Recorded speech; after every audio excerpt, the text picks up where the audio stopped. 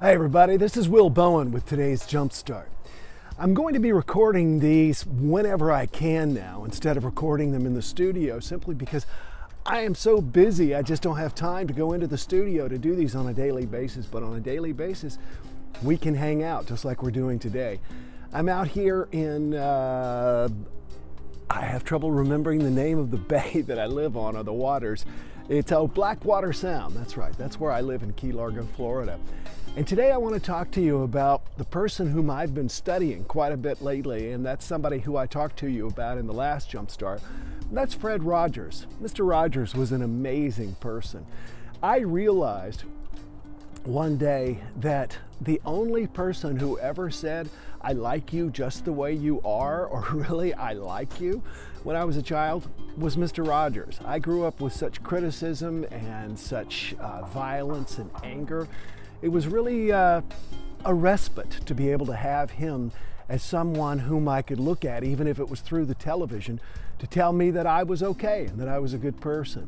So, what I want to talk about today is something I discovered that was really interesting about Fred Rogers, and that is that he, as a musician, that's what he started out as. He bought a Steinway grand piano, or his parents, his grandmother did for him, when he was 7 years old. He grew up very wealthy in Pennsylvania, and she bought him a Steinway grand piano, and that was his piano for the rest of his life. That's where he wrote most of the songs that we know from the Mr. Rogers neighborhood.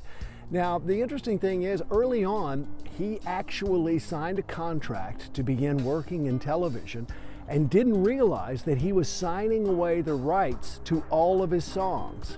That's right, Mr. Rogers accidentally, like many performers, signed away the rights to all of his songs early on.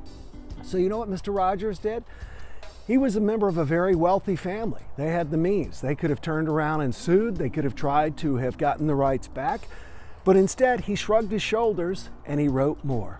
He just shrugged his shoulders and he wrote more songs. So often when people get experiences that are very sad or difficult for them, they stop and give up. But Mr. Rogers didn't. He continued to write new songs. And as a result of that writing, he ended up writing the song that we all know, and that is, "It's a Beautiful Day in This Neighborhood." And by the way, it truly is a beautiful day in this neighborhood where I am. There's a dolphin who keeps breaking the waves right behind me. I don't know if you can see that. The point is, early on, many people make mistakes, sign away rights. I read that the Commodores, when they came to New York City to record their very first album, they had put all of their instruments out on the street, just being trusting. They had unloaded their instruments from a van, set them on the street, and when they came down to get them, what do you think happened? They were all gone. It's easy to allow things to make us stop. It is difficult to keep ourselves going in the face of difficulty.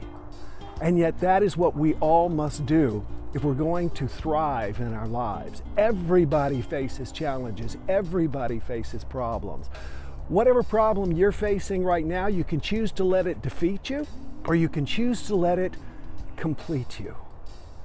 If you think about it, Mr. Rogers probably wrote better songs as a result of having lost the ones that he wrote originally. And the other thing was, he also learned to be a lot more careful, I'm sure, going forward with contracts. So whatever you're facing today, don't let it defeat you. Look for ways to let it complete you. It may seem insurmountable right now, as it does so often for so many of us, but there is more inside of you. And you just need to bring it forth. The world is waiting for that. So today, don't let the things that are bothering you defeat you. Make a decision that you're going to let them complete you. Be sure and post your questions and comments today below. I respond to them all personally. And have a good day. We'll talk tomorrow. Bye-bye. No more complaining people. Their lives are changing. We're flying high, creating a complaint-free world. No more complaining people. Their are changing, we're flying high, creating a complaint-free